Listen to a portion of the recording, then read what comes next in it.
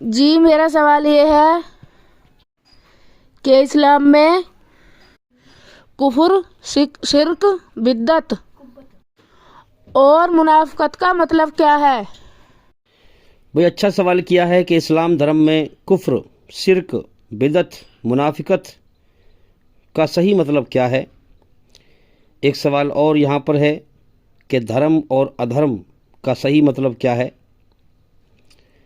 तो आइए, बहुत अच्छे सवाल हैं। जो भी हमारे भाई या बहन हमें यूट्यूब पर सुन रहे हैं, मैं उनसे रिक्वेस्ट करता हूँ कि वीडियो को पूरा सुनें ताकि जल्दी से जल्दी जीवन का सही मकसद जान सकें, क्योंकि जीवन ख़त्म होने की तरफ जा रहा है। ये जीवन इम्तिहान है। अगर इस परीक्षा में हम फेल हो गए तो हमेशा की नाकामी है, पास हो गए तो हमेशा की कामयाबी है। तो आइए हम अपनी बात को यहाँ से उठाते हैं, शुरू करते हैं कि कुछ न था, अल्लाह था। अल्लाह वो है जो इस कायनात को जिसने बनाया है और जो इसको इस वक्त चला रहा है। तो अब हम समझें कि कायनात उसने क्यों बनाई। पहले तो ये बात समझें, और जीवन क्यों दिया हमें, ये समझ लें। फिर जो सवालों के जवाब हैं मैं उसका उत्तर दूंगा। तो सबसे पहले समझ लें कि एक हदीस में आता है, जो मोहम्मद सल्लल्लाहु अलैहि वसल्लम ने फरमाया, वो हदीस है कि अल्लाह ने फरमाया कि कुछ ना था मैं था, कुछ ना रहेगा मैं रहूँगा। तो कुछ ना था, अल्लाह था। अल्लाह ने फरमाया कि मैं एक छुपा हुआ खजाना था, मेरे जी में आई कि मैं पहचाना जाऊँ, इसलिए मैंने अपनी पहचान के लिए संसार बनाया। भाई, पहचान का मतलब क्या है? कोई चीज़ अगर सामने हो तो उसे क्या पहचानना? जो चीज़ ना दिख रही हो उसे कहते हैं पहचानना। तो अब हम देखें कि इस कायनात को बना करके वो चला रहा है और हमारी निगाहों से छुपा हुआ है। तो लिहाजा इस कायनात की जो कारीगरी है उसकी, इसके द्वारा उसको पहचानना है, असल मकसद ये है। और उसने हमारे अंदर रचना को रचा है, एहसान का मादा रखा है, खिलाता है, पिलाता है, जीवन दिया है। तो लिहाजा इस एहसान में डूबकर उस मालिक की पहचान करनी है। हर चीज़ उसकी पैदा की हुई है, उसको किसी ने पैदा नहीं किया, और हर चीज़ उसके सामने बेबस है। हर चीज़ को एक मकसद से पैदा किया है। इंसानों को एक मकसद से पैदा किया है। अब इस पर हम बात करेंगे और बात पे गौर करेंगे और समझेंगे कि एक बात समझ में आती है कि वाकई ये बात सच्ची है कि अल्लाह ताला ने अपनी पहचान के लिए दुनिया बनाई है, इसीलिए वो दिखाई नहीं देता है। अब हम देखें, ये जो कायनात जो जिसने बनाई है और जो चला रहा है, यही मालिक है जो कुरान मजीद में, जिसने आसमान पे से एक किताब अपने आदेश भेजे हैं, वो कुरान मजीद में सबसे पहली वही। लिहाजा उसने कायनात बना करके और इंसानों की रूहों को पैदा करके इनके अंदर अपनी रचना को रच के कि एहसान का मादा दिया कि मैं इम्तिहान लूँगा, इम्तिहान के जहान दुनिया में भेजूँगा इंसान को। लिहाजा ये मेरा एहसान मानेगा, मैं इसको खिलाऊँगा पिलाऊँगा, जीवन दिया मैंने तो ये मेरा एहसान मानेगा और फिर मेरी पहचान करेगा। तो अल्लाह ताला ने ये तय कर दिया कि मैं इस दुनिया को अपनी पहचान के लिए बना रहा हूँ, और ये परीक्षा का जहान इसीलिए बनाया है कि जो इस दुनिया में जाकर मैंने इंसान पर एहसान किया, कुछ ना था इंसान, मैंने उसको पैदा किया, जीवन दिया, जीवन का समय दिया, उस समय में खिलाया पिलाया।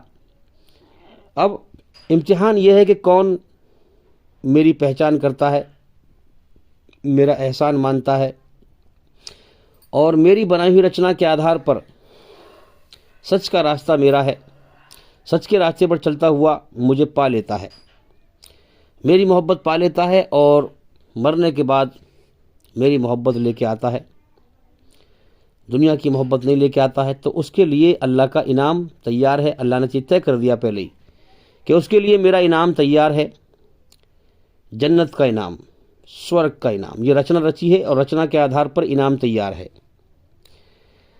अब जो रचना के खिलाफ चलेगा और ईश्वर का खाएगा पिएगा, उसी की नाशुक्री करेगा, उसका इनकार करेगा, अपने आप को बिना मालिक की आज़ाद समझकर धरती पर जीवन जिएगा, फसाद फैलाएगा, मनमानी करेगा, अल्लाह की पहचान नहीं करेगा, है ना, जिसने खिलाया पिलाया उसी की पहचान ना करी, मनमानी के धर्म पर चलता रहा, मनमानी के तरीक़ों पर चलता रहा, तो जो अल्लाह की पहचान ना करके मरेगा, ये रचना के खिलाफ चल के मरा, उसके लिए अल्लाह ताला ने नरक की सज़ा, नरक एक कैद खाना है, उसमें सज़ा है ईश्वरी रचना के खिलाफ चलने वालों के लिए। तो अल्लाह ताला ने जहन्नुम की सज़ा तैयार कर रखी है, ये अल्लाह ने पहले से ही तय कर दिया। तो याद रखें, अपनी पहचान के लिए उसने संसार बनाया है। कुरान में इसीलिए सबसे पहला संदेश जो आसमान पे से आया, वो क्या आया? सबसे पहली वही मतलब जो संदेश आया आसमान पर से, उसे वही कहते हैं। अल्लाह की खबर आई, उसे वही कहते हैं। मैसेज, उसे वही कहते हैं। तो अल्लाह की वही में अल्लाह का हुक्म सबसे पहले ये पढ़ने का आया, सबसे पहले पढ़ने का आया कि मेरी पहचान और मेरे हुक्मों की पहचान करके मुझे राज़ी कर। इकरा, दुनिया के हर इंसान से कह रहा है कि ए दुनिया के इंसानों, ए मेरे बंदे और बंदियों, पढ़ो इस कुरान में, मेरी पहचान करो इस कुरान के ज़रिए से, और मेरे हुक्मों की पहचान करो। पढ़ो इस कुरान में मेरी मर्जी, मैंने तुम्हें जीवन का समय क्यों दिया है और मैं तुमसे चाहता क्या हूँ। अगर तुमने मेरी मर्जी ना पढ़ी, सब कुछ दुनिया में पढ़ा, तो तुम्हारा जीवन नाकाम है। अगर तुमने बिन देखे मेरी पहचान ना करी इस कुरान के ज़रिए से और मेरे हुक्मों को ना पहचाना, और तुमने दुनिया में सब कुछ पढ़ा, तुम्हारा जीवन नाकाम है, बेकार है। अगर तुमने मेरी मर्जी पढ़ी और मुझे राज़ी किया, मेरी पहचान की, ईमान हासिल कर लिया सच के रास्ते पर चलकर, क्योंकि सच का रास्ता मैंने अपना बनाया है, अपनी बनाई हुई रचना के आधार पर सच पर चलने का हुक्म दिया है। तो अगर तुमने ईमान हासिल कर लिया तो तुम्हारा जीवन कामयाब है। तो अल्लाह ताला असल कामयाबी और नाकामी मौत के बाद की ज़िंदगी में बताता है कि जो जहन्नुम से बचा लिया गया और जन्नत में दाखिल किया गया, वो है असल कामयाब। इस दुनिया के बारे में, कामयाबी नाकामी के बारे में अल्लाह ने, ईश्वर ने नहीं बताया, बल्कि दुनिया को तो वो कहता है दुनिया की ज़िंदगी धोखा है, खेल तमाशा है। तो असल कामयाबी और नाकामी कहाँ है? मौत के बाद। ये दुनिया इम्तिहान का जहान है। जो जहन्नुम से बचा लिया गया और जन्नत में दाखिल किया गया, वो है कामयाब। तो पढ़ो मेरे बंदो इस कुरान में मेरी मर्जी, मैंने तुम्हें जीवन क्यों दिया है, मेरी पहचान करो, मेरे हुक्मों की पहचान करके मुझे राज़ी करके, हैं, तेरा जीवन कामयाब हो जाएगा। और अल्लाह ताला ने, संसार के सच्चे मालिक ने, अपनी पहचान ही के लिए ये कायनात बनाई है। तो अल्लाह ताला ने ये जीवन का समय इंसान को अपनी पहचान के लिए दिया है। यानी मेरा तुम्हारा जो जीवन है ना, जो जी रहे हैं इस टाइम हम, ये जीवन दाता ने हमें इसीलिए दिया है कि ताकि हम इस वक्त में उसकी पहचान करें, उसके हुक्मों को जानें, उसकी मर्जी को जानें, उसे राज़ी करें। अब तुम चाहे दुनिया के खेल तमाशे में लगे रहो, मगर हकीकत यह है कि जीवन उसी की पहचान के लिए दिया गया है। और जो लोग अल्लाह की पहचान किए बगैर दुनिया से मर जाते हैं, ईश्वरी रचना के खिलाफ चल के मर जाते हैं, जब अल्लाह ताला उन्हें नरक में डालेगा, क्योंकि अल्लाह के नाशुक्र साबित हुए, इस इम्तिहान की परीक्षा में फ़ेल हुए हैं, जब नरक में डालेगा तो कहेगा कि मैंने तुम्हें इतना जीवन का समय दिया था मेरे बंदो, मैंने तुम्हें इतना जीवन का समय दिया था कि अगर तुम चाहते तो मेरी पहचान, मेरे हुक्मों की पहचान, हाँ, मेरी रचना के आधार पर कर सकते थे और मुझे राज़ी कर सकते थे, और इस नरक से बच सकते थे और स्वर्ग में हमेशा कामयाबी का जीवन पा सकते थे। अब ये बात तो समझ में आ गई कि ये संसार का सच्चा मालिक ही है जो कुरान में कह रहा है कि बिन देखे मेरी पहचान करो, क्योंकि वो दिखाई नहीं दे रहा और कायनात ही उसने अपनी पहचान के लिए बनाई है। अब हर इंसान की यहाँ परीक्षा ले रहा है। परीक्षा का मैयार क्या है, निचोड़ क्या है?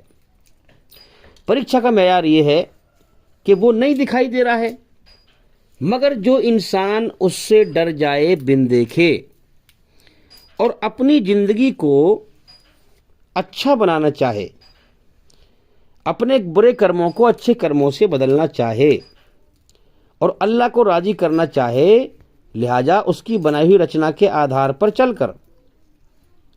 नहीं यारी बात सुनने यार, ज़िंदगी जीने के दो ही तो रास्ते दिए हैं उसने हमारी रचना में, अच्छाई पर चल या बुराई पर चल।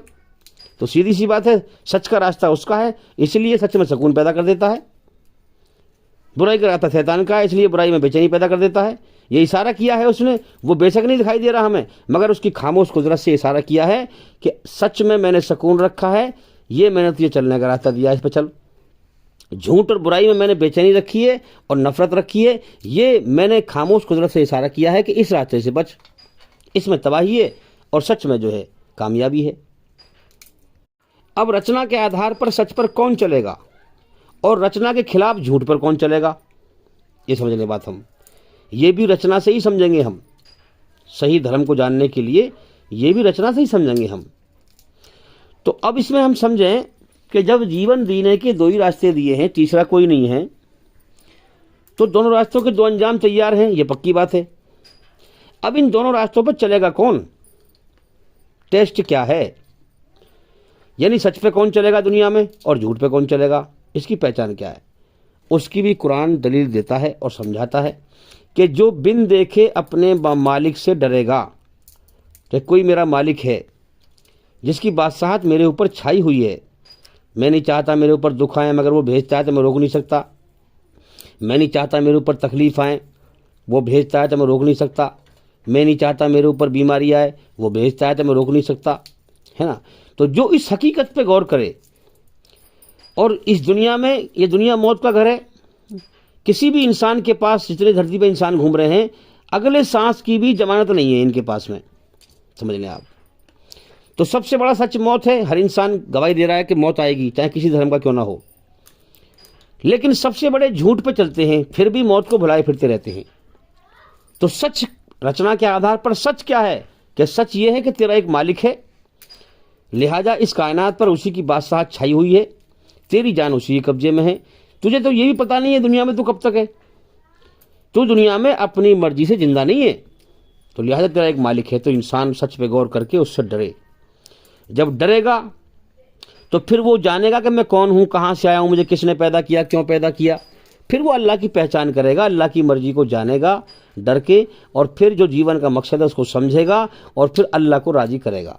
जो डरेगा और अपनी ज़िंदगी को बदलना चाहेगा, अल्लाह उसी को अपनी राह दिखाएगा। तो याद रखें, जो अल्लाह से बिन देखे डरेगा, वही डरकर हर बुराई से बचता हुआ अल्लाह की रचना के आधार पर, हाँ, अल्लाह के हर कानून पर चलेगा। और जिसकी चलने की नीयत होगी, अल्लाह उसी को चलाएगा। जो अपनी ज़िंदगी को बदलना चाहेगा, अल्लाह उसी की ज़िंदगी को बदलेगा। जिसकी अल्लाह को राज़ी करने की नीयत होगी, हाँ, और भटकने से बचने की नीयत होगी, अल्लाह उसी को भटकने से बचाएगा और नरक से बचाकर स्वर्ग में ले जाएगा।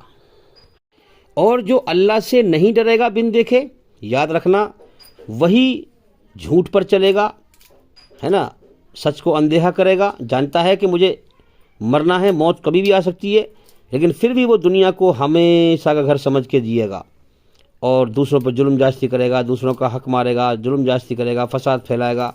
अपनी मौत को भूल जाएगा, वही फसाद फैलाएगा, याद रखें। तो जो अल्लाह से नहीं डरेगा, वही रचना के खिलाफ चलेगा, शैतान के रास्ते पर चलेगा, फसाद फैलाएगा और इस जीवन की परीक्षा में फेल हो जाएगा और मौत के बाद नरक की आग का हकदार बन जाएगा। अल्लाह ताला ने हमारे अंदर जन्नत की चाहतें डाल करके, जन्नत की हमेशा जीने की चाहतें डाली हैं, है ना।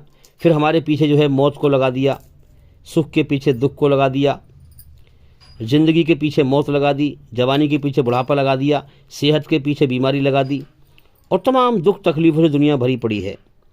तो याद रखें, हमारी ज़िंदगी के पीछे अल्लाह ने मौत को लगा रखा है।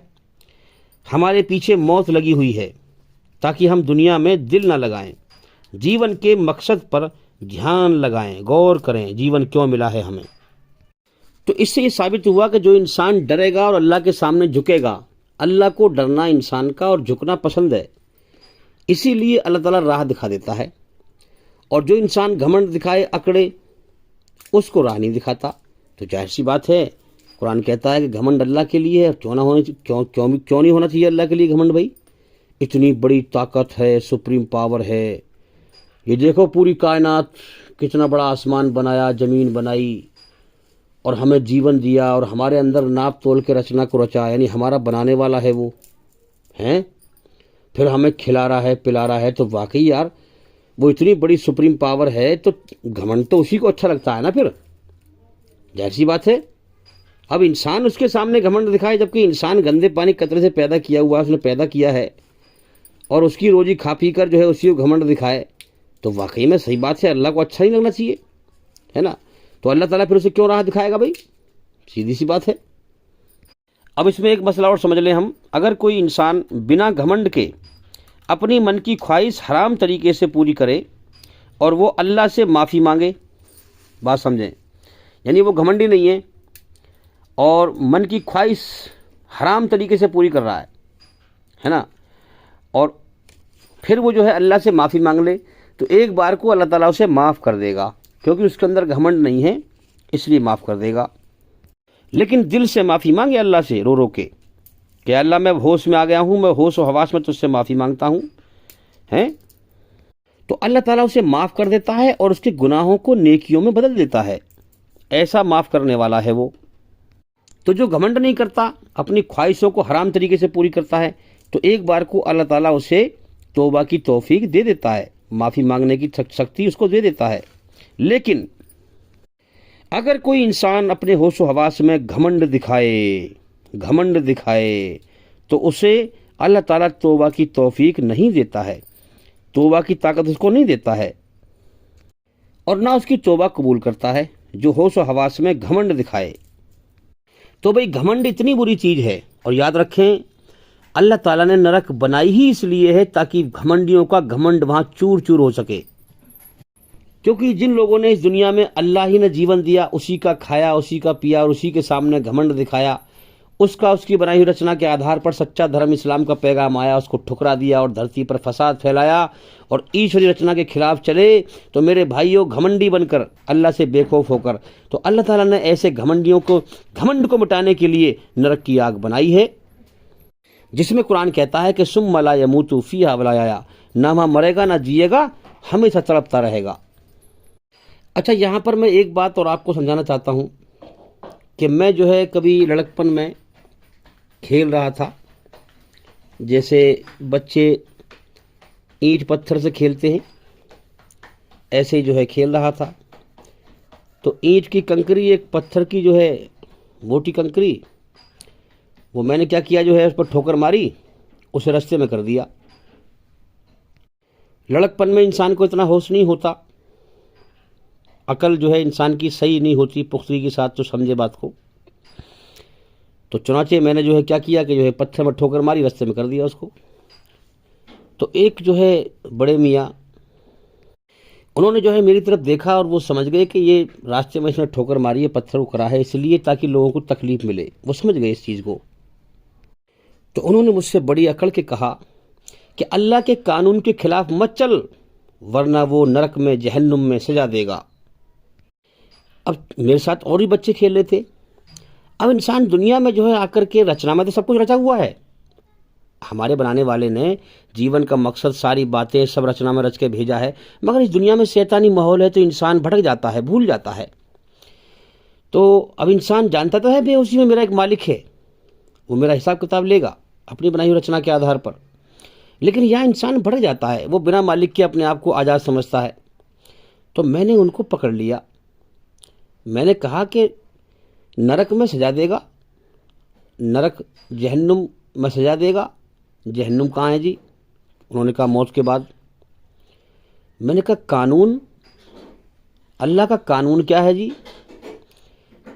कि अल्लाह का कानून, यानी कि मैं इसको समझाना चाहूँगा इस तरीके से कि ईश्वर ने इस कायनात की हर चीज़ की रचना रची है और उसने बेकार नहीं रची है।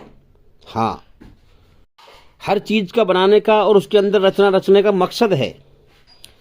तो उन्होंने मुझसे कहा कि तुम्हारे अंदर ईश्वरी रचना है, और रचना ये है सच पे चलने में सुकून पैदा करता है, झूठ पर चलने पे, बुराई पर चलने पर बेचैनी पैदा करता है।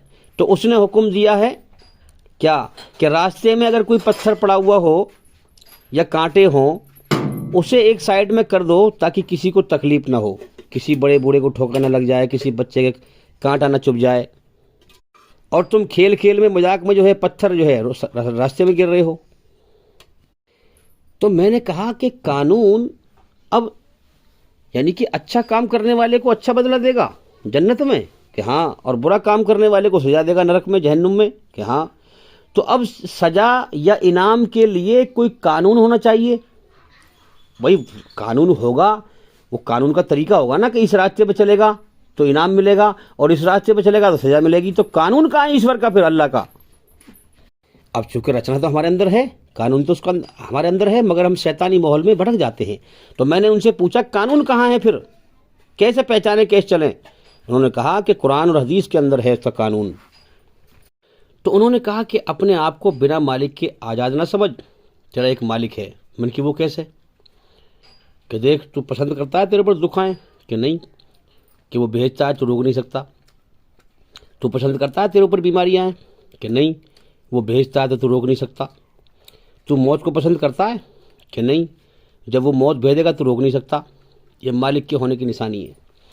और वो तेरा मालिक है, तू उसकी धरती पे घूम रहा है, चल फिर रहा है, धरती उसी की है, और तू उसकी हवा में सांस ले रहा है, उसके आसमान की छत के नीचे है, उसी का दिया हुआ खा रहा है, पी रहा है, ज़मीन में से रोजी पैदा करता है, वो जब भी खाता है। तो फिर दिमाग में आई कि अच्छा ये बात तो हकीकत है। उन्होंने कहा कि अपने जीवन के समय को बेकार ना समझ, ये तुझे सांस भी दुनिया में गिनती के मिले हैं इम्तिहान लेने के लिए। ये जीवन तेरा इम्तिहान है, ईश्वरी रचना तेरे अंदर रची हुई है, तेरा इम्तिहान चल रहा है कि तू उसकी बनाई हुई रचना के आधार पर मालिक को होश हवास में पहचान कर उसके कानून के द्वारा, देखा ना पूरी कायनात उसने बनाई है, सबकी रचना रची है, इंसान के अंदर भी रचना रची है। इसी रचना के आधार पर क्या उसने दुनिया में अपने कानून नहीं भेजे, जजा और सजा के हैं, सजा और इनाम के। तो उसका कानून है कि सच पे चल और झूठ और बुराई से बच। इसलिए वो सच के अंदर, सच में चलने पर राहत सुकून पैदा कर देता है, और झूठ पर चलने से, बुराई पर चलने से बेचैनी पैदा कर देता है। इसी रचना के आधार पर कुरान में कानून है। जो इस कानून के द्वारा अल्लाह को राज़ी करके जाएगा वो अल्लाह के इनाम का हकदार बन जाएगा, और जो उसको नाराज़ करके जाएगा, उसकी रचना के खिलाफ चल के जाएगा, वो नरक की आग में सजा पाएगा। तो भाई सबसे बड़ा कानून तो कायनात बनाने वाले मालिक का है, जिसने इंसानों की रचना को रचा है। दुनिया बकवास करती रहे, जो कानून उसका कुरान में बताया गया है, जो उस कानून का उल्लंघन करेगा, दुनिया चाहे कितनी कहते रहे मौत के बाद ज़िंदगी नहीं है, ज़िंदगी नहीं है, स्वर्ग नरक नहीं है, मेरे भाइयों वो सजा देगा। किसी के बहकाए मत आना। और जो उसे अच्छाई पर चलकर राजी करके मरेगा उसको इनाम देगा। किसी के बहकाए में मत आना। जिसने सारी कायनात बनाई है उसी का हक है कि वो उसने इंसानों को अंदर अपनी रचना में जीवन जीने की राह सिखाई है, और उसी को हक है कि इंसानों की रचना के आधार पर कानून बनाए। हाँ, और जो उस कानून पर चल के जाए वो इनाम का हकदार, और जो ना चल के जाए वो सजा का हकदार। तो ईश्वरी रचना के खिलाफ जो भी धर्म का तरीका है वो शैतानी तरीका है मेरे भाइयों। हाँ, वो धोखे वाला तरीका है। उस पर चलकर मरने के बाद धोखा खाओगे और तबाह हो जाओगे, और इस जीवन की परीक्षा में फेल हो जाओगे। तो संसार के सच्चे मालिक अल्लाह ईश्वर ने इंसान के अंदर ये रचना रची ही इसलिए है ताकि वो इस रचना के आधार पर अच्छे को अच्छा बदला और बुरे को बुरा बदला दे।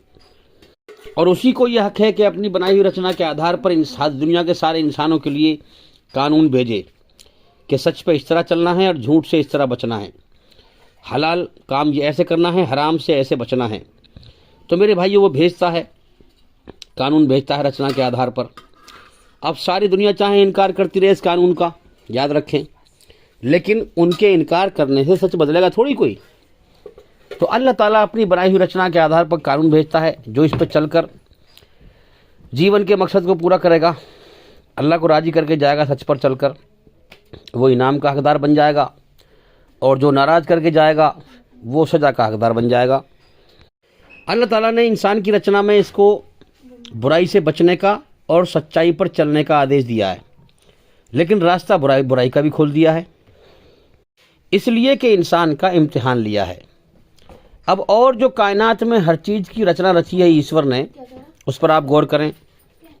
इंसान के अलावा जो भी कायनात में चीज़ है जिसकी रचना जैसे रच दी है अल्लाह ने, वो अल्लाह की रचना के खिलाफ नहीं चलती।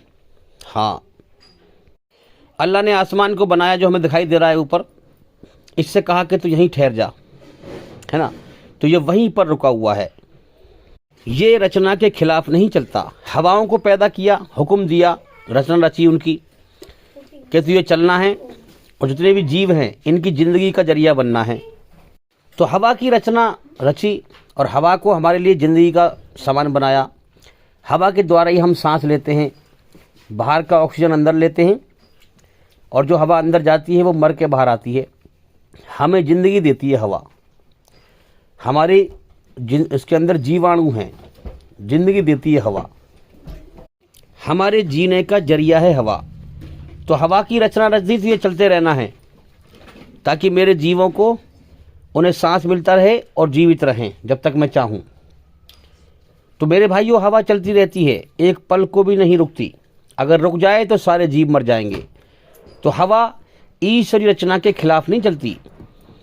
ज़मीन की रचना रची कि तुझे इनके लिए फ़र्श की तरह से बिछे रहना है ताकि तेरे ऊपर चले फिरें, और जो मैं हुक्म दूंगा अपने अंदर से वो चीज़ पैदा करना है।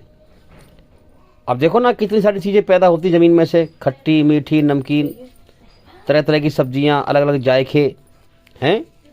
तो ज़मीन अपनी रचना के खिलाफ नहीं चलती। ज़मीन की जो रचना रच दी है अल्लाह ने, ईश्वर ने, उसके खिलाफ नहीं चलती। तो जो ईश्वरीय रचना के तरीके पर चले उसे कुरान में मुस्लिम कहा गया है। तो आप समझें कि सारी कायनात मुस्लिम है, ईश्वर की आज्ञा का पालन करने वाली, ईश्वरी रचना के खिलाफ नहीं चलती। अल्लाह ताला ने, ईश्वर ने जो भी इस कायनात में जितनी भी चीज़ें हैं ये हमारी सेवा में लगा रखी हैं, ये सब मुस्लिम हैं, उसकी आज्ञाकारी हैं, उसकी आज्ञा का उल्लंघन नहीं करती, उसकी आज्ञा के खिलाफ नहीं चलती, उसकी रचना के खिलाफ नहीं चलती। आप कायनात में खुद भी गौर करें, इतना समय नहीं है मेरे पास, मैं सारी बातें बयान करूंगा। अब आते हैं हम इंसान के ऊपर। इंसान की भी रचना रची है उसने कि अच्छाई पर चल, बुराई से बच। इसीलिए अच्छाई पर चलने में सुकून पैदा कर देता है, बुराई से बचने, बुराई पर चलने में बेचैनी पैदा कर देता है। तो ये खामोश कुदरत का इशारा है कि अच्छाई पर चल, बुराई से बच। अब चूंकि दुनिया इम्तिहान का जहान है तो वो दिख नहीं रहा हमें, जब भी तो इम्तिहान लेगा सही से, हैं, और वो हमें देख रहा है। लाखों करोड़ों बच्चों को रोज़ इस दुनिया में पैदा किया जा रहा है और उनके अंदर अपनी रचना को रच कर भेज रहा है, और ज़िंदगी दी, ज़िंदगी की ज़रूरतें लगाई और जीवन के सारे साधन मुहैया कर रहा है, हैं, खुद नहीं दिखाई दे रहा है, तो अपनी रचना के आधार पर वो इम्तिहान ले रहा है। अब हम देखें कि इंसान के अंदर भी रचना रची उसने। अच्छाई पर चलने का आदेश दिया, बुराई से बचने का आदेश दिया, मगर इंसान उल्टा करता है। सारी कायनात ईश्वरीय रचना के खिलाफ नहीं चलती। ज़मीन, आसमान, सूरज, चांद, हवा, सितारे हैं, मगर इंसान चलता है, बुराई पर चलता है। क्या वजह है? क्योंकि इंसान का इम्तिहान लिया जा रहा है, इम्तिहान लिया जा रहा है। इंसान समझ रहा है मौत के बाद कुछ नहीं है। नहीं मेरे भाई, एक एक जुल्म की सजा तू नरक में पाएगा, तू छोड़ा नहीं जाएगा। कभी तेरे दिमाग में होगा जो खाना है, जो पीना है, जो जुल्म जास्ती करनी है, जो मज़े करने हैं, हराम से कर लो, मौत के बाद तो फिर मिट्टी मिल जाना है, मौत के बाद कुछ नहीं है। नहीं, ये शैतान का धोखा है। तो मौत के बाद मिट्टी में नहीं मिलेगा, अपने कर्मों की सज़ा पाएगा या इनाम पाएगा। उसकी ज़बरदस्त ताकत पहचान। कुरान में वो कह रहा है क्या कि मेरे बंदो, तुम्हें पैदा करना बड़ा काम है या ज़मीन और आसमान का पैदा करना बड़ा काम है? तो अकल भी कहती है कि आसमान कितना ऊंचा है, ज़मीन कितनी नीची है, बीच में कितना खला है, और इसमें कितने छोटे से हैं हम इंसान, हैं, कितना छोटा सा है इंसान। तो वाकई हमारी पैदाइश से ज़्यादा बड़ा काम है ज़मीन और आसमान का पैदा करना। तो जब ज़मीन और आसमान और इसके अंदर जो भी चीज़ है इंसान के अलावा अल्लाह की रचना के खिलाफ नहीं चलती, कितना ज़बरदस्त कानून है उसका।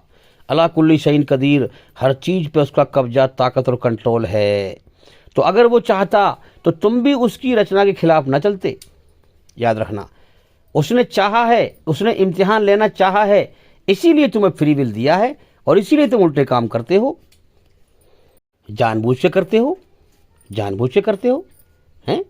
जबकि अच्छाई में सुकून पैदा करता है, शैतान की बुराई से नफरत और बेचैनी पैदा कर दी है, फिर भी तुम करते हो उल्टे काम, फिर भी तुम बुराई पे चलते हो। तो बुराई पे चलते हो, जानते हो तुम कि ये बुराई है, गलत काम है, बुराई पे चलना बुरा काम है, झूठ पर चलना बुरा काम है, फिर भी करते हो, तो याद रखना मौत के बाद सजा पाओगे। ये ईश्वर का कानून है। उसने ये दुनिया ईमानदार और बेईमान इंसान को छांटने के लिए बनाई है। फिर मौत के बाद बदले का जहान है। ईमानदार को जन्नत में हमेशा कामयाबी का जीवन देगा और बेईमान को जहन्नुम की आग में सजा देगा। और उसने कुरान मजीद में कहा भी है, अगर हम चाहें तो हमारी रचना के खिलाफ कोई इंसान नहीं चल सकता। धरती पर एक जर्रा बराबर भी कोई जुर्म नहीं कर सकता। हाँ, क्योंकि हमने इंसान का इम्तिहान लिया है, उसे दोनों रास्ते की छूट दे दी है, जीवन का समय दे दिया है। अब ईमानदार बन या बेईमान बन, सच्चा बन या झूठा बन, हैं? ईमानदार, सबसे बड़ा ईमानदार कौन है? जो अपने मालिक की, सही मालिक की पहचान करके, उसके हुक्मों को जान करके और उसकी मर्जी को जान करके उसने जीवन क्यों दिया है, दुनिया की हर चीज़ को नापसंद करके एक अकेले दुनिया बनाने वाले मालिक को पसंद कर ले और दिल उसके हवाले कर दे और दिल में उसकी मोहब्बत लेके जाए। ये है ईमानदार की पहचान, है ना। और बेईमानी की पहचान ये है कि दुनिया को ही हमेशा घर समझकर, अपनी ज़िंदगी बिना मालिक की आज़ाद समझकर, ईश्वर रचना के खिलाफ चलकर फसाद फैलाकर मर जाए, हैं? हाँ, तो हमने इंसान को छूट दी है, फ्री विल दिया है। चाहे वो हमारा एहसान माने या इनकार करे, चाहे हमारा एहसान मानकर हमारी बनाई हुई रचना के आधार पर सच पर चले, ईमानदारी पर चले, आउज़ बिल्लाहि मिनश शैतानिर रजीम, दुनिया और शैतान की पनाह से निकलकर हमारी शरण में आ जाए और हमें राज़ी कर ले, जीवन के समय को कामयाब कर ले। और चाहे हमारी पनाह से हटकर शैतान की पनाह में जाकर रचना के खिलाफ चलकर फसाद फैलाकर बेईमान बन के मर जाए, मरने के बाद नरक की आग में जाए। तो याद रखें, बदला है मौत के बाद। इसलिए कुरान कह रहा है कि मालिक यौमुद्दीन, अल्लाह ताला कह रहा है कि मैं बदला दूंगा सबका, क़यामत के दिन बदले का मालिक हूँ, बदला देने का मालिक हूँ। तो मेरे भाइयों, इस गुमान को दिमाग में से निकाल दो कि ये जीवन हमें बेकार मिला है और हम जो चाहें हमारी पकड़नी होगी, हमारी पूछनी होगी। नहीं, उसका कानून भी दुनिया में है मौजूद रचना के आधार पर उसके, और वो कुरान और हदीस के अंदर है, उसको पहचानो। अब शैतान यहाँ इंसान के मन में धोखे वाला ख्याल डालता है, क्योंकि इंसान की जो रचना है वो भूलना है। इंसान भूल जाता है, गलती कर जाता है, खता कर जाता है। अब इंसान अपनी सोच की तरह ही जो है सोचता है फिर खुदा के बारे में भी।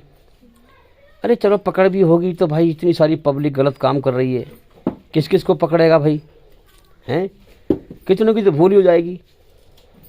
वो जैसे यहाँ दुनिया में देखता है फ्रॉडबाजी कि जन्नत जहन्नम हुई भी तो भाई भूल से जन्नत में चले जाएंगे हम, इतनी सारी पब्लिक है, कहाँ कहाँ तक पकड़ा गलत है सब, हैं?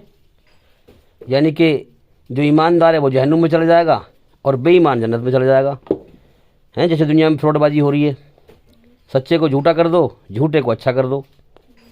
अब चूँकि लोग दुनिया में ज़्यादा बुराई पे चल रहे हैं, ईश्वरी रचना के खिलाफ चल रहे हैं, तो इंसान शैतान मन में ख्याल डालता है इतनी खलकत चल रही है बुराई पे, तू चल रहा है तो क्या हर्ज है, हैं? इसलिए इंसान मार जाता है, वो लापरवाही करता है, वो जीवन के समय को बेकार समझता है और बेकार कर लेता है। तो सुन ले कान खोलकर, जिस मालिक ने इतनी बड़ी बड़ी चीज़ें, ज़मीन आसमान, सूरज चांद हवा, इतनी बड़ी बड़ी चीज़ें हमारे ही लिए बनाई हैं, हमारी सेवा में लगा रखी हैं, और हमें जिस मकसद के लिए पैदा किया है, हमारा इम्तिहान लिया है और रचना को रच दिया है। अब वो इम्तिहान ले रहा है कौन रचना के खिलाफ चल रहा है और कौन आधार पर चल रहा है, हैं? तो कितना बारीक भी तरीके से उसने हमारे कर्मों को नोट किया होगा, आप समझ सकते हो। कुरान में कहा गया है कि 2 फरिश्ते हैं जो अच्छे बुरे अमाल लिख रहे हैं। इंसान का ज़मीर जानता है तू क्या है, ईश्वरी रचना के आधार पर कितना अच्छा है कितना बुरा है, हैं? हाँ, आसमान में कंप्यूटर चल रहा है, सबकी रिकॉर्डिंग हो रही है। अल्लाह भूलने से पाक, गलती करने से पाक, खता से पाक, हैं? वो सब देख रहा है दुनिया में। किसने अल्लाह का सच्चा रास्ता मांगा, अल्लाह ने उसको दिखाया। अल्लाह की बगैर मर्जी कोई इंसान ईमान नहीं ला सकता है।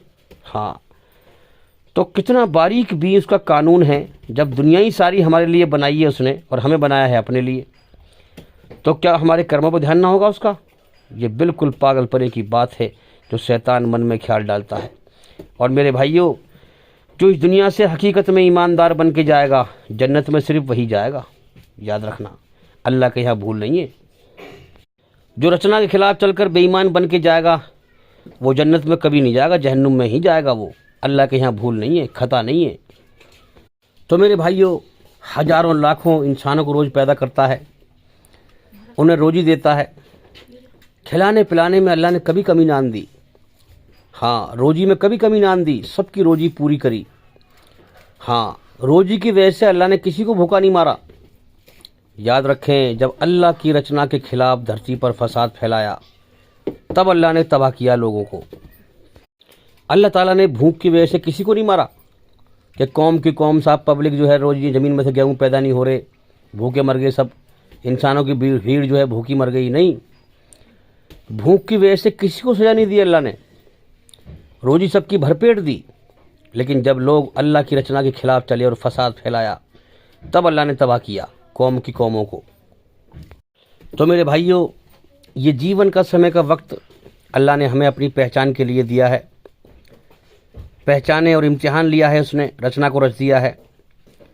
उसकी पहचान करें, उसके हुक्मों की पहचान करें, उसकी बनाई हुई रचना के आधार पर कुरान हदीस की रोशनी में, और उसे राज़ी करें हैं, अपने जीवन को कामयाब बनाएं, जन्नत में जाएं। वरना याद कर रखें, अल्लाह ताला इसी जीवन के समय को कहेगा जब नरक में डालेगा, अगर हम उसे नाराज़ करके मरे कि मैंने तुम्हें इतना जीवन का समय दिया था, जो आज हम दुनिया में जी रहे हैं ना, इसके लिए कहेगा मैंने तुम्हें इतना जीवन का समय दिया था, अगर तुम चाहते मेरी पहचान करके, मेरे हुक्मों की पहचान करके, मेरे इस्लाम में मेरे हुक्मों को समझ करके मुझे राज़ी करके मर सकते थे, मगर तुमने चाहा ही नहीं था। इसलिए आज जब मैं तुम्हें नरक में फेंक रहा हूँ, मैं किसी पे जुल्म नहीं करता, तुम्हारे कर्मों की ही आग बन गई है, तुम्हें भुगतनी पड़ेगी। तुम मेरी बनाई हुई रचना के खिलाफ चले और कहते रहे मौत के बाद कुछ नहीं है, हैं? ये वही जहन्नुम है जिसको तुम दुनिया में कहानी समझा करते थे, झुटलाया करते थे। अब आप समझ सकते हैं कि इस दुनिया में कितना धोखा है। बनाने वाला खुद कह रहा है दुनिया धोखे का घर है। इंसान की ज़िंदगी खेल तमाशा है, दुनिया की असल ज़िंदगी मौत के बाद है। तो मेरे भाइयों, आप समझ सकते हैं कि ईश्वरी रचना के आधार पर आप देखें, पूरी दुनिया में यही किताब है, आसमानी किताब कुरान मजीद, और इस्लाम का सही पैगाम ही ईश्वरी रचना के आधार पर है। अब आप देखें दुनिया में कितने सारे धर्म हैं। जब कोई इंसान दिल से अपने सच्चे बनाने वाले मालिक की खोज करेगा, उसके हुक्मों को पहचानेगा, उसे पहचानेगा, तो दुनिया में उसे कितना भटकना पड़ेगा, सभी धर्मों के माध्यम से जो है भटकना पड़ेगा। दिल से उसकी तरफ कोशिश करेगा तो वो अपनी तरफ को राह खोलेगा उसकी। और फिर इस्लाम में आएगा तो इस्लाम में देखेगा कितने सारे फिरके बने हुए हैं, कितने तरह के मुसलमान हैं। फिर इस्लाम में भी उसे मेहनत करनी पड़ेगी, और फिर इस्लाम में फिर सही इस्लाम को समझना पड़ेगा, तब जाके उसे अल्लाह की सही पहचान मिलेगी और अल्लाह के सही हुक्म मिलेंगे। तब जाकर वो अपने सच बनाने वाले सच्चे मालिक के हुक्म पर चलेगा। चाहे दुनिया का कोई भी इंसान हो, तब जाकर वो इस्लाम पर ठीक से आएगा और मालिक को पहचानेगा और ईमान का नूर पाएगा। तो भैया आप समझ गए होंगे कि धर्म और अधर्म में क्या अंतर है अब तक की बातों से। धर्म वो है जो ईश्वरी रचना के आधार पर सच पर चलाए और ईश्वर के करीब ले जाए, जो इस कायनात का सच्चा मालिक है, इंसान का सच्चा बनाने वाला है। और इसका जो रास्ता जाता है वो जन्नत की तरफ जाता है, वो इंसान अल्लाह के इनाम का हकदार बन जाता है। और अधर्म वो है जो ईश्वरी रचना के खिलाफ चलाता है, फसाद फैलवाता है, बुराई पर चलाता है, वो शैतान का रास्ता है जो इंसान को नरक की आग में ले जाता है। तो इतना बड़ा अंतर है दोनों में, एक नरक में जाएगा और एक स्वर्ग में जाएगा। धर्म पे चलने वाला स्वर्ग में जाएगा, हमेशा कामयाबी का जीवन पाएगा, और अधर्म पे चलने वाला हमेशा तबाह हो जाएगा नरक की आग में। अब आइए दूसरे सवाल के जवाब की तरफ चलते हैं। अल्लाह ने, ईश्वर ने इंसान की रचना के आधार पर अपनी मर्जी कानून कंप्लीट कर दिया है इस्लाम के अंदर, हैं, अपनी मर्जी का कानून कंप्लीट कर दिया है। अब इसमें ना कोई चीज़ घट सकती है और ना बढ़ सकती है। जो घटाए और बढ़ाए वो बिदत करता है, उसे कहते हैं बिदत। ईश्वर के धार्मिक कानून में ईश्वरी रचना के आधार पर जो उसने कंप्लीट कर दिया है, उसमें घटाना या बढ़ाना, इसे कहते हैं बिदत। बे ई दे ते बिदत। हाँ, तो जो बिदत करता है वो अपनी अल्लाह की मर्जी से कटकर अपनी मनमानी करता है। अब आइए आगे बढ़ते हैं। कुफ्र का मतलब है ईश्वर के जो कानून है उसकी बनाई हुई रचना के आधार पर इस्लाम के अंदर उसका इनकार करना। इस्लाम ईश्वरी रचना के आधार पर ईश्वर का सच्चा कानून है। जो इसका इनकार करे उसे काफिर कहते हैं। और जो अल्लाह के साथ उसकी जात और सिफात में शरीक करे उसे मुशरिक कहते हैं, वो शिर्क करता है। और जो अल्लाह के कंप्लीट कानून में घटाए या बढ़ाए उसे कहते हैं बिदत। बिदत करना। अल्लाह ने कंप्लीट कानून इसीलिए तो बनाया है ताकि वो इम्तिहान ले, कौन मेरी मर्जी पे आता है।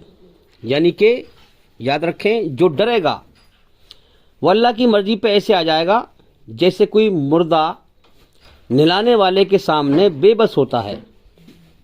जैसे मुर्दा बेबस होकर पड़ा हुआ होता है, नहलाने वाला जब नहलाता है मुर्दे को तो जिधर को हाथ कर देगा उधर को हो जाएगा, जिधर को पैर कर देगा उधर को हो जाएगा। तो जो इंसान अल्लाह से डरेगा वो अल्लाह ने जो कंप्लीट कानून दिया है उसी पर चलेगा, अल्लाह का गुलाम ऐसा बन जाएगा हैं। हाँ, वो ना घटाएगा ना बढ़ाएगा, वो अपनी मर्जी नहीं चलाएगा, अपने मन को राजी नहीं करेगा, अपने रब को राजी करेगा उसके कंप्लीट कानून पर चलकर और उससे डर कर। अब मुनाफिकत उसे कहते हैं कि जिसके जबान पे कुछ और हो और दिल में कुछ और हो। समझे? कितने जो है मुसलमान ऐसे थे जो मुसलमान कहलाते थे और इस्लाम के दुश्मन थे, जबान पे कुछ और दिल में कुछ। तो संसार के सच्चे मालिक को दिल का हाल तो पता है ना उसे, वो सबके दिल का हाल जानता है, कौन क्या कर रहा है, फिर वैसे ही बदला देगा। अब कोई ये भी कह सकता है कि भाई इतना जो है बारीकी में जाना, जब सबका मालिक एक है, सच्चा रास्ता भी उसका एक ही है उसकी बनाई हुई रचना के आधार पर, और वो रास्ता धरती पे एक ही है, वो कुरान मजीद के अंदर है। तो अब मान लिया कोई और किसी धर्म में पैदा हुआ, वो अपने सच्चे मालिक की खोज कर रहा है। तो इतनी खोज कौन करता है कि इंसान जो है सभी धर्मों की छानबीन करे और फिर जो है, हाँ, और हम देखें जो है जितने बड़े बड़े धर्म हैं इनके अंदर एक ईश्वरवाद है, एक ईश्वर की पहचान सुरक्षित है, बाकी सब में मिलावट हो चुकी है। और दूसरा मोहम्मद सल्लल्लाहु अलैहि वसल्लम की भविष्यवाणी सुरक्षित है, बाकी सब में मिलावट हो चुकी है। तो अब इतना कौन गौर करता है? तो ठीक है, चलो मानते हैं इंसान इतनी गौर नहीं करता, लेकिन ईश्वर अल्लाह ताला अपने नेक बंदों को खड़ा करता है और अपनी बनाई हुई रचना के आधार पर सच और झूठ, अपना कानून अपनी बनाई हुई रचना के आधार पर हाईलाइट करता है और सच और झूठ सबको दिखाता है। अब वहाँ टेस्ट लेता है, चल तू इतनी मेहनत नहीं कर सकता तो ईश्वर ने तुझे दिखाया सच क्या है झूठ क्या है। अगर तूने फिर भी नहीं माना तो तू इस परीक्षा में फेल होगा, अगर मान लिया तो कामयाब होगा। तो अल्लाह ताला पैगंबरों को भेजकर आसानी पैदा करता है और सच और झूठ दिखाता है। अल्लाह ने जिस मकसद के लिए दुनिया बनाई है ये कानून उसका कंप्लीट है, याद रखें। आज के दौर में देख लें आप, डॉक्टर जाकिर नाइक साहब के जरिए से पूरी दुनिया में ईश्वर की तरफ से सच और झूठ दिखाया जा रहा है उसकी बनाई हुई रचना के आधार पर। और जो बदबख्त इंसानी शक्ल में शैतान है वो बदनाम करने पर लगे हुए हैं। तो अब तुम्हारा यहाँ टेस्ट है, अब मेरे जरिए से आपके पास ईश्वर का पैगाम पहुँच रहा है, अब आपका टेस्ट है, आप मानते हो कि नहीं मानते। ज़िंदगी का मालिक वो है, जब चाहेगा मौत देकर उठा लेगा। अब कुछ लोग ये भी सवाल कर सकते हैं कि भाई इतनी बड़ी दुनिया है, गांव है, देहात है, वहाँ तक जो है डॉक्टर जाकिर नाइक साहब का पैगाम के जरिए से अल्लाह ताला कैसे पैगाम पहुँचाता है कि लोगों को पता ही नहीं है, बहुत से लोगों को तो। और मोहम्मद सल्लल्लाहु अलैहि वसल्लम आए तो ईश्वर की तरफ से पूरी दुनिया में आए वो, मगर दुनिया वालों को पता ही नहीं है उनके बारे में। तो मेरे भाइयों याद रखें कि अब ये अल्लाह की कुदरत है। देखो वो सबको दिलों का हाल जानता है, उसकी धरती है ये, उसे पता है मैंने अपनी अपनी अपनी मखलूक कहाँ कहाँ पैदा कर रखी है, और वो दिलों का हाल भी जानता है। कुछ ऐसा भी होता है कि जहाँ गांव देहात में पैगंबर का पैगाम नहीं पहुंचा या अल्लाह का पैगाम नहीं पहुंचा, तो उसको अल्लाह ताला को जानता है उस चीज़ को कि अगर उन तक पहुंचा भी देगा तो वो मानेंगे नहीं, समझे। तो अल्लाह को दिलों के हाल की खबर है कि अगर उन तक पैगाम पहुंचा भी देगा तो वो मानेंगे नहीं, इसलिए वहाँ पैगाम नहीं पहुंचता। तो याद रखें, दिलों का हाल अल्लाह को पता है। और मैंने ये चेक भी किया है बहुत बार कि मैं गया हूँ और मैंने वहाँ जाकर चेक किया है कि भाई इनको नहीं पता अल्लाह के पैगाम की, मैंने सुनाया है, तो उन लोगों ने माना ही नहीं है। तो अल्लाह को पता है कि ये मानेंगे नहीं, तो वहाँ ना पहुँचे तो क्या है, क्या क्या क्या, क्या दिक्कत है। क्योंकि जो ना मानने वाला है वो मानेगा ही नहीं। जिसने अपनी नीयत टेढ़ी राह पर चलने की कर ली वो सीधे रास्ते पा ही नहीं सकता है। अल्लाह को पहले से ही मालूम था, इसलिए अल्लाह ताला ने आदम अलैहिस्सलाम की पीठ से सारे इंसानों को पैदा करके और छांट दिए और हुक्म दिया कि ये मैंने जन्नत के लिए बनाए हैं और ये जहन्नुम के लिए बनाए हैं। अल्लाह को मालूम था कि इतनी इंसानों की भीड़ दुनिया में जाकर मुझे मानेगी ही नहीं, मेरे हुक्म के खिलाफ चलेंगे, मेरी रचना के खिलाफ चलेंगे, मेरा पैगाम आएगा जब भी नहीं मानेंगे, अपनी नीयत ही टेढ़ी राह पर चलने की कर लेंगे। तो अल्लाह को मालूम था पहले ही, इसलिए अल्लाह ने तकदीर लिख दी है। तो आपके बारे में आप क्या हैं यह आपसे बेहतर अल्लाह को पता है। आप कर्म करने वाले नहीं थे, आपने कर्म नहीं किए, इसलिए अल्लाह ने आपकी तकदीर नहीं लिखी। आपने कर्म जो कर लिया वो अल्लाह ने कर्म लिख लिया। समझ में आ रही है बात? हाँ। तो आप कैसे कर्म करेंगे, कर लिए, ये अल्लाह को पहले से ही पता है, इसलिए अल्लाह के यहाँ लिखा हुआ है। ये अल्लाह का एक्स्ट्रा इल्म है, फालतू इल्म है, ज्ञान है, वो अंतर्यामी है। अब याद रखें, कुफ्र, शिर्क, बिदत, जैसा कि मैंने अलग अलग इनका मतलब बताया आपको भी।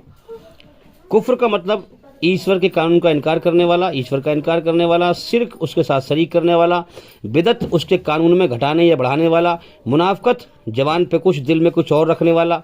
ये सारे रास्ते इंसान को ईश्वरीय रचना के खिलाफ मनमानी पर ले जाते हैं, ईश्वरीय रचना के खिलाफ चलाते हैं। इंसान के अपने सच्चे बनाने वाले रब एक रब की मर्जी से काटते हैं। ये सारे रास्ते इंसान के अंदर अल्लाह की बनाई हुई रचना के आधार पर जो अल्लाह का टेस्ट लेने का मेयार है उससे काटते हैं। तो याद रखें, कुफ्र, शिर्क, बिदत, मुनाफिकत, ये सब एक सिक्के के पहलू हैं। ये सब एक सिक्के के सारे पहलू हैं जो इंसान को ईश्वरीय रचना की सीधी राह से काटते हैं। और इन सारी बीमारियों का बाप है शिर्क। हाँ, शिर्क मेरे भाइयों। इसीलिए अल्लाह ने कहा है कि मैं शिर्क के अलावा हर गुनाह को माफ़ कर सकता हूँ मगर शिर्क को माफ़ नहीं करूँगा। अब देखो ना, अल्लाह ने ये तो नहीं कहा कि मैं कुफ्र को, बिदत को, मुनाफकत को माफ़ नहीं करूँगा, क्योंकि इन सब का बाप शिर्क है। तो याद रखें, इसीलिए अल्लाह ने कहा कि मैं शिर्क के अलावा हर गुनाह को माफ़ कर सकता हूँ लेकिन शिर्क को माफ़ नहीं करूँगा। लेकिन याद रखें, इंसान दुनिया में सबसे बड़ा गुनाह शिर्क है। दुनिया में अगर वो शिर्क करता था, दुनिया ही में माफ़ी मांग ले मरने से पहले पहले, तो अल्लाह ताला शिर्क को भी माफ़ कर देगा। लेकिन जो इंसान शिर्क करते हुए मर जाएगा उसकी बख्शिश नहीं है। अगर दुनिया में माफ़ी मांग ले तो अल्लाह ताला बड़ा मेहरबान है। हाँ, वो गुनाहों को नेकियों में बदल देगा और उसके शिर्क को माफ़ कर देगा। तो जो शिर्क करके मर जाए, हम उसके लिए अल्लाह से बख्शिश की दुआ भी नहीं कर सकते। अगर आप दुआ करेंगे तो आप दायरा इस्लाम से बाहर निकल जाएंगे, इसलिए कि आप कुरान की आयत का इनकार कर देंगे। क्योंकि अल्लाह ताला कह रहा है कि हम शिर्क के अलावा हर गुनाह को माफ़ कर देंगे मगर शिर्क को माफ़ नहीं करेंगे, हैं। और तुम जो है शिर्क करने वाले जो मर चुका है उसके लिए तुम बख्शिश की दुआ कर रहे हो, तो तुम कुरान की आयत का इनकार कर रहे हो फिर, हैं भाई। तुम्हारे दिमाग में ये है कि शिर्क करने वाले की भी अल्लाह ताला बख्शिश कर सकता है। अल्लाह कह रहा है कि जो शिर्क करते हुए मर गया, अगर दुनिया में उसने माफ़ी मांग ली तो माफ़ कर देगा, अगर शिर्क करते हुए मर गया तो हम उसकी बख्शिश नहीं करेंगे। पक्की मोहर लगा दी। और तुम इस उम्मीद में हो कि बख्शिश कर देगा, तो तुम कुरान के खिलाफ हो, तुम दायरा इस्लाम से बाहर निकल जाओगे। इसलिए जो शिर्क करके मरा, हम उसके लिए दुआ भी नहीं कर सकते। अब हम देखें, पीढ़ी दर पीढ़ी दुनिया में आ रही है और मुसलमानों में कितने मुसलमान पैदा हो रहे हैं। अब मुसलमान क्या कहता है, अभी हम तो मुसलमानों में पैदा हो गए, हमारे बड़े बूढ़े मुसलमान थे, हम भी मुसलमान हैं। अरे भाई, क्या कोई डॉक्टर का बेटा कह सकता है इस बात को कि ला भाई मैं भी दवाई दे देता हूँ, मेरे बाप डॉक्टर थे, मैं भी डॉक्टर हूँ, बिना पढ़ाई लिखाई के मैं भी डॉक्टर हूँ, मेरे बाप डॉक्टर थे इसलिए? नहीं भाई, जो बाप ने डॉक्टरी के लिए मेहनत करी थी वही मेहनत आपको भी करनी पड़ेगी, नॉलेज लेनी पड़ेगी, जानकारी लेनी पड़ेगी, जब तो आप किसी को दवाई देंगे, जब तो आप डॉक्टर कहलाएंगे। इसी प्रकार से जो हमारे ईमान वाले, जो मुसलमान जो बने थे, जो ईमान लाए थे, उन्होंने मेहनत करी ईमान के लिए, अल्लाह की पहचान करी, उसकी मर्ज़ी को जाना, उसकी मर्ज़ी पर चले, उसे राज़ी किया। ऐसे तुम्हें भी करना पड़ेगा। ऐसे नहीं चलेगा कि हमारे बड़े बूढ़े मुसलमान थे, हम भी मुसलमान हैं। नहीं, अल्लाह की पहचान करो, कुरान को समझ के पढ़ो, हाँ, अल्लाह की मर्ज़ी को पहचानो, उसकी मर्ज़ी पर चलो, ईमान हासिल करो, तब तो कामयाबी है। याद रखें, काफिर और मुशरिक को अल्लाह ताला का इनकार नहीं करते वो, क्या अल्लाह नहीं है। जब भी कोई पैगंबर आया है, पैगंबर ने एक ईश्वरवाद की तरफ लोगों को बुलाया है, तौहीद की तरफ के लोगों, एक अल्लाह की इबादत करो, हाँ, ला इलाहा इल्लल्लाह, एक अल्लाह के सिवा कोई इबादत के लायक नहीं, एक अल्लाह के सिवा कोई मोहब्बत करने के लायक नहीं, एक अल्लाह के सिवा कोई कदर करने के लायक नहीं, एक अल्लाह के सिवा सबसे ज़्यादा कोई इज्जत करने के लायक नहीं, एक अल्लाह के सिवा किसी और के कानून पे हम ना चलें, हाँ, अल्लाह ही के कानून पे चलें, उसी को राजी करें, उसी के हुक्म पे चलें, उसी ने तुम्हें जीवन दिया है, उसकी बनाई हुई रचना के आधार पर उसको राजी करो। तो जब पैगंबरों ने कहा कि एक अल्लाह की इबादत करो, तो कौमें जो है तकब्बुर में, घमंड में आ गई हैं, और क्या कहते थे, अच्छा तुम आए हो हमें इस बात को बताने के लिए कि एक अल्लाह की इबादत करो, अच्छा, और जो हम जिन माबूदों की हमारे बड़े बूढ़े पूजा करते आए हम उनको छोड़ दें। अब मैं यहाँ पर यह समझाना चाह रहा हूँ कि शिर्क जो करता है इंसान घमंड में करता है, और घमंड अल्लाह को पसंद नहीं है। घमंड को मिटाने के लिए जहन्नुम की आग बनाई है उसने, इसीलिए कहा है कि मैं शिर्क के अलावा हर गुनाह को माफ़ कर सकता हूँ, लेकिन शिर्क को माफ़ नहीं करूँगा। समझ में आ रही है बात? तो शिर्क में ज़्यादा घमंड छलकता है, इंसान घमंड में नहीं मानता, अल्लाह के हुक्म पे नहीं आता, एक अल्लाह की इबादत नहीं करता, एक अल्लाह के हुक्मों पे नहीं चलता। तो घमंड में क्या कहते थे कि हमारे जो बड़े बूढ़े जिन माबूदों की, जिन मूर्तियों की पूजा करते आए, जिन देवी देवताओं की पूजा करते आए, जिन पीरों की पूजा करते आए, हम उनको छोड़ दें हैं? तो तौहीद का मुकाबला लोगों ने ऐसे किया उस ज़माने में, कौम हूद की बात है, हाँ। तो आज भी आप देख लें यही बात चली आ रही है। आज भी लोग, जब हम लोगों को समझाएं कि भाई एक ईश्वर की भक्ति करो, एक मालिक है, वही हमें खिला रहा है, वही हमें पिला रहा है, तो क्या कहते हैं लोग, अरे हमारे बड़े बूढ़े करते आए, भी हम भी कर रहे हैं। जिन माबूदों की, जिन खुदाओं की हमारे बड़े बूढ़े इबादत करते थे, हम उन्हें कैसे छोड़ दें भाई? नहीं छोड़ते। अब कुरान ये कहता है कि तू बाप दादा की रस्म को ना देख, बाप दादा क्या करते थे उसको ना देख, तू सच को देख, ईश्वरी रचना के आधार पर जो सच्ची बात है उसको मान। अगर तेरे बड़े बूढ़ों की बात सच्ची है तो उसको मान ले, झूठी है तो मत माने, ये अल्लाह का हुक्म है। सच की तहकीक तो कर, सच को समझ तो सही। तो वो कहते थे कि जितना चाहो अल्लाह का नाम ले लो, हैं, जितना चाहो लो, लेकिन हमारे जो हमारे बड़े बूढ़े जिन खुदाओं को पूछते आए, उनको भी अल्लाह के साथ लगा लो, हैं, उनको भी अल्लाह के साथ लगा लो। तो वो क्या कहते थे कि जितना चाहो अल्लाह का नाम ले लो, लेकिन अल्लाह का नाम तन्हा मत लो, अकेले मत लो, अकेले मत पुकारो। हाँ भाई, ये हमारे जो माबूद हैं ये भी तो कुछ ताकत रखते हैं, ये हमारे जो पीर हैं, वली हैं, ये भी तो अल्लाह के नेक बंदे हैं, ये भी तो अल्लाह से दुआ करते हैं, ये भी तो अल्लाह से सिफारिश करते हैं, ये भी तो हमारी मुश्किलों को आसान करते हैं, ये भी तो हमारी मनोकामनाएं पूरी करते हैं। तो इस तरह से जो है कि अल्लाह का नाम तन्हा मत लो, इनको भी साथ मिला लो। तो जब तक हमारे अल्लाह के साथ हमारे बुजुर्गों को नहीं लगाओगे, हमारे माबूदों को नहीं लगाओगे, हैं, हमारे पीरों को नहीं लगाओगे, हमारे देवी देवताओं को नहीं लगाओगे, हम मानेंगे नहीं। इसी का नाम मेरे भाइयों शिर्क है। जबकि जानते हैं कि इस कायनात का एक जर्रा भी, एक कण भी अल्लाह के सिवा किसी ने नहीं बनाया और अल्लाह के सिवा कोई नहीं चला रहा है, फिर भी अपनी मनमानी करना घमंड में, तो ये सबसे बड़ा गुनाह है मेरे भाइयों।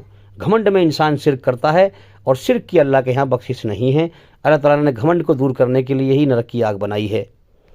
तो क्या कहते थे कि जितना चाहो अल्लाह का नाम ले लो, लेकिन उसमें हमारे बुजुर्गों को भी मिला लो। तन्हा अगर अल्लाह का नाम लोगे सिर्फ एक अल्लाह का नाम लोगे तो हम तुम्हें मारेंगे। तो मेरे भाइयों, कौमों ने बहस करी और नबियों से कहा, अगर तू सच्चा है तो जा अजाब ले आ जा, सज़ा क्या है अल्लाह के ला ले आ जा। हम अपने माबूदों को, अपने देवी देवताओं को, अपने पीरों को छोड़ने वाले नहीं हैं। तो जब कौमों ने घमंड दिखाए, अकड़ दिखाई, अल्लाह के हुक्म पर ना आए, नबी पैगाम लेके आया, ठुकरा दिया है, तो फिर अल्लाह का अजाब के साथ में गजब नाजिल हुआ। गजब का मतलब क्या है? किसी को सज़ा दी जाए, बार बार दबादब मारा जा रहा है, तो उसे रहम भी आ सकता है कि भाई छोड़ो, रहम दो, छोड़ो हैं, रहम भी आ सकता है। लेकिन रहम का मतलब नहीं गजब, अल्लाह का गुस्सा, अल्लाह के गुस्से के हकदार हो गए वो, उन पर कोई रहम नहीं किया गया, वो तबाह कर दिए गए। किसी इंसान को सज़ा दी जाए और दबादब मारा जाए उसे, तो जो सज़ा दे रहा है वो उसको रहम भी आ सकता है उसके ऊपर कि भाई रहने दो। हाँ, तो अल्लाह का गजब भी उन पर भड़का, अल्लाह को उन पर रहम नहीं आया। जैसे उन्होंने घमंड दिखाया, अल्लाह के सामने अकड़ दिखाई, अल्लाह के पैगाम को ठुकरा दिया। तो मेरे भाइयों, अल्लाह को घमंड पसंद नहीं है। जो घमंड दिखाएगा, अल्लाह उसे कभी भी अपना सच्चा रास्ता नहीं दिखाएगा। तो अल्लाह ताला ने सफ़े हस्ती से उन्हें ऐसा मिटाया धरती पे से, जैसे कोई शब्द गलत लिख देते हैं कच्ची पेंसिल से और फिर उसको मिटा देते हैं एकदम से, रबड़ से एकदम मिटा देते हैं, साफ करके मिटा दो सफ़े हस्ती से इनको। तो सफ़े हस्ती से ऐसा मिटाया गया जैसे कोई हर्फ़ गलत को मिटाया जाता है, किसी गलत शब्द को लिखने पर रबड़ से उसे मिटा देते हैं। तो अल्लाह ने रहम नहीं किया, मिटा दिया उनको सफ़े हस्ती से। तो मेरे भाइयों, कौमों ने जो है, इंसानों की भीड़ ने नबियों से जो है, नबियों की बदतमीजी करी, नबियों के द्वारा अल्लाह के पैगाम को नहीं माना और उनको धमकी दी कि हम तुम्हें अपनी बस्ती से, अपने देश से निकाल देंगे। अल्लाह ने कहा कि हम तुम्हें इस दुनिया से ही निकाल देंगे। तो मेरे भाइयों, पूरी कौमें अल्लाह ने तबाह कर दी, इस दुनिया से निकाल दी। आज भी जो लोग ये कहते हैं हम इस्लाम को ख़त्म कर देंगे, मुसलमानों को मिटा देंगे, याद रखें ये ईश्वरी रचना के खिलाफ चलने वाले हैं, फसादी हैं। तुम्हें डरना चाहिए, तुम्हें अल्लाह इस दुनिया ही से निकाल देगा। और कितनों को रोज़ निकालता है, रोज़ उसका सिस्टम जारी है, मौत दे देकर उठा रहा है और लोग डरते नहीं। तो मेरे भाइयों, ये दुनिया इम्तिहान का जहान है, पेपर लेने का जहान है। अब देखो ना, बाप अपने बच्चों से कहता है कि तुम पढ़ाई कर रहे हो, अगर तुम पेपरों में पास हो गए तो मैं तुम्हें ये इनाम दूंगा, और अगर फेल हो गए हैं, तो अगर फेल हो गए तो स्कूल में दाखिला नहीं कराऊंगा, बल्कि स्कूल से बाहर निकाल दूंगा और सजा दूंगा। इसी प्रकार से अल्लाह ताला इंसानों से कहता है कि ये इम्तिहान का जहान है, मैंने तुम्हें दुनिया में भेजा है, अगर तुम इस इम्तिहान में पास हो गए तो मैं तुम्हें इनाम दूंगा, जन्नत का इनाम है, और अगर तुम इस इम्तिहान में फ़ेल हुए, तुमने सरकशी की, घमंड दिखाया, तो मैं तुम्हें इस दुनिया से निकाल दूंगा और सजा दूंगा नरक की आग में। इस तरह से मेरे भाइयों, कुरान में अल्लाह ताला लोगों को बार बार खबरदार करता है, डरने वालों को रहमत की उम्मीद देता है, अकड़ने वालों को डराता है जहन्नुम की आग से। इसलिए मेरे भाइयों, हम गौर करें, हम कर क्या रहे हैं, जीवन के समय को बर्बाद कर रहे हैं या आबाद कर रहे हैं। इसलिए उस मालिक की मर्ज़ी को समझें। हमारे चैनल के अंदर जा कर के एक एक करके सभी वीडियो देखें और सुनें, ताकि जल्दी से जल्दी अंधकार से निकल कर रोशनी में आएँ। तो मेरे भाइयों, जो अपने बनाने वाले सच्चे मालिक अल्लाह ईश्वर से डरेगा, जो वही ईश्वरी रचना के आधार पर कुरान हदीस के ज़रिए से अल्लाह के हुक्मों को अपने ऊपर लागू करेगा और दुनिया में लागू करेगा, बुराई के खिलाफ जद्दोजहद करेगा, खुद बुराई पर नहीं चलेगा और बुराई को दुनिया से मिटाएगा, ये ईमान का नूर पा लेगा ये इंसान, क्योंकि यही रास्ता पुल सिरात बन जाएगा जहन्नुम के ऊपर। फिर ये इस दुनिया में हासिल किए हुए नूर से आसानी से गुजर जाएगा पुल सिरात पर से। तो इस रास्ते के सिवा मेरे भाइयों, इंसान ईमान का नूर हासिल कर ही नहीं सकता है, पा ही नहीं सकता है। तो मेरे भाइयों, शिर्क जब इंसान करता है तो वो इन सारी बीमारियों में मुब्तला हो जाता है, वो बहुत दूर भटक जाता है अल्लाह से। अपने घमंड में वो कुफ्र भी करता है, हाँ, मुनाफिकत भी करता है, बिदत भी करता है, जवान पे कुछ दिल में कुछ फ्रॉडबाजी करता है, और सबसे ऊंचे शिर्क पर पहुंच जाता है। तो लिहाजा शिर्क इंसान जब करता है तो शिर्क में सारी बीमारियां आ जाती हैं और इंसान घमंड में इस काम को करता है। इसलिए अल्लाह ने फरमाया कि अल्लाह ताला शिर्क के अलावा हर गुनाह को चाहे तो माफ़ कर सकता है, लेकिन शिर्क को माफ़ नहीं करेगा।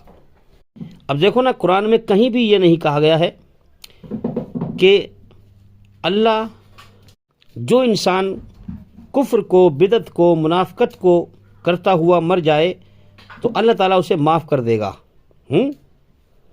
लेकिन शिर्क के बारे में कहा है कि शिर्क को माफ़ नहीं करेगा। तो शिर्क करने वाला बहुत दूर भटक जाता है, वो इन सारी बीमारियों में मुलव्विस हो जाता है। तो याद रखें, शिर्क सारे गुनाहों का बाप है और तौहीद एक ईश्वरवाद की पलट शिर्क है। तो याद रखें, शिर्क हर प्रकार से ईश्वरी रचना के खिलाफ रास्ता है, इसलिए शिर्क की बख्शिश नहीं है। अब याद रखें, बहुत मुसलमान कहलाते हैं और शिर्क करते हैं। इस्लाम का ताल्लुक इंसान के बाहरी हिस्से से है, समझ ले। हम मुसलमान के घर में पैदा होने से मुसलमान नहीं होता, इस्लाम के पैगाम पर अमल करने से मुसलमान होता है। तो इस्लाम का ताल्लुक इंसान के बाहरी हिस्से से है और ईमान का ताल्लुक अंदर से है। मोहम्मद सल्लल्लाहु अलैहि वसल्लम ने फरमाया, तकवा आहुना, तकवा इंसान के दिल में होता है। तकवा मतलब परहेजगारी, अल्लाह का डर। तो ईमान का ताल्लुक अंदर से है, दिल में अल्लाह की मोहब्बत मिल जाए, दिल में ईमान दाखिल हो जाए। लेकिन याद रखें, इस्लाम कबूल करके अपने बनाने वाले सच्चे मालिक अल्लाह ईश्वर के सामने गर्दन डालकर, गर्दन डालना ही इस्लाम है। हाँ, इस्लाम कबूल करके अल्लाह के सामने गर्दन डालकर मुस्लिम बनकर, उसका आज्ञाकारी बनकर ही हाँ कामयाबी दिलाने वाला ईमान मिलेगा। यानी ईश्वरी रचना के आधार पर मालिक की पहचान करके, सच्चे मालिक की, अपने बनाने वाले सच्चे मालिक की पहचान करके उसको पाने के लिए सच के रास्ते पर चलना, हाँ मुस्लिम बनना और फिर उसकी मोहब्बत का ईमान पा लेना। तो भाई यह है कामयाबी का रास्ता। तो भाई इस्लाम पर चलने का रास्ता यानी सत्य पर, ईश्वरी रचना के आधार पर सत्य पर चलने का रास्ता है। और इसी रास्ते पर चलकर, इस्लाम पर चलकर इंसान ईश्वर को पा सकता है, जीवन का मकसद पा सकता है, उसको राज़ी कर सकता है और नरक की आग से बच सकता है, स्वर्ग में जा सकता है। तो मेरे भाइयों, यहाँ लोग जीवन के मकसद से सोए हुए हैं। जैसे ही मौत आएगी आँख खुल जाएगी और दुनिया की ज़िंदगी इंसान को एक ख्वाब नज़र आएगी। हाँ, क्योंकि असल ज़िंदगी मौत के बाद है। ये थोड़ा सा अल्लाह ने हमें होश दे दिया है, इस होश में हम डर जाएं उससे, अच्छाई पे आ जाएं, बुराई को छोड़ दें, उसे राज़ी कर लें। हाँ, वरना ये ज़िंदगी ख्वाब नज़र आएगी और इंसान के सामने मौत के बाद फिर हमेशा की तबाही आ जाएगी और सिवाय पछताने के कुछ ना बचेगा। तो मेरे भाइयों, जो इंसान अल्लाह को पहचान ले, अल्लाह को पाले और अल्लाह की राह में मर जाए, हैं, उसे कुरान कहता है मुर्दा ना कहो, हैं, उसे कुरान कहता है मुर्दा ना कहो, खबरदार मुर्दा ना कहो। और जिसने अल्लाह को नहीं पहचाना, जीवन के मकसद से मुर्दा है, हैं, कुरान उसको कहता है मुर्दा है। बात समझें भाई। हमारे नबी के चाचा अमीर हमजा रज़ियल्लाहु तआला अन्हु, जो दुश्मन थे, अल्लाह के दुश्मन, उन्होंने उनके टुकड़े कर दिए, उन्हें मार दिया। अल्लाह के नेक बंदे थे, सहाबी थे, हैं। तो कुरान कह रहा है कि उनको मुर्दा ना कहो। और दूसरे एक जो है अबू जहल, जो ईमान ना लाए, हैं, हाँ, वो दुनिया में जिंदा है, अभी मलकुल मौत ने उसे पकड़ा भी नहीं और अल्लाह कहता है कि वो मुर्दा है। यानी जिसके टुकड़े कर दिए गए, जिसकी रूह निकाल ली मलकुल मौत ने, उसको कुरान कह रहा है मुर्दा ना कहो। और जिसकी रूह नहीं निकाली, दुनिया में जिंदा है, अबू जहल, मगर अल्लाह का बागी गद्दार है, कुरान कह रहा है वो मुर्दा है। तो जिंदा और मुर्दा मलकुल मौत की वजह से इंसान नहीं होता, अल्लाह को पहचानने और ना पहचानने से होता है। तो इसीलिए मेरे भाइयों, जीवन के मकसद से लोग सोए हुए हैं। मौत आएगी तो आँख खुल जाएंगी, फिर हमेशा की बर्बादी सामने आएगी। इसलिए भाई जाग जाएं, अल्लाह की मर्जी को जानें। उसने इसीलिए जीवन दिया है हमें, ताकि हम उसे पहचानें। तो मेरे भाइयों, सच्चाई पर गौर करो, अपने बनाने वाले सच्चे मालिक की मर्जी को पहचानो, उसकी पहचान करो। उसकी पहचान और उसकी मर्जी की पहचान ही हम बताते हैं अपने चैनलों के अंदर। इसलिए हमारे चैनल के अंदर जा कर के एक एक करके सभी वीडियो देखो और सुनो, ताकि जल्दी से जल्दी अंधकार से निकल कर रोशनी में आए। भाई मैं उम्मीद करता हूँ कि सवाल का जवाब हो गया, और भाई इंशाल्लाह ज़िंदगी रही तो फिर मुलाकात होगी। अस्सलामु अलैकुम वरहमतुल्लाहि वबरकातुहू।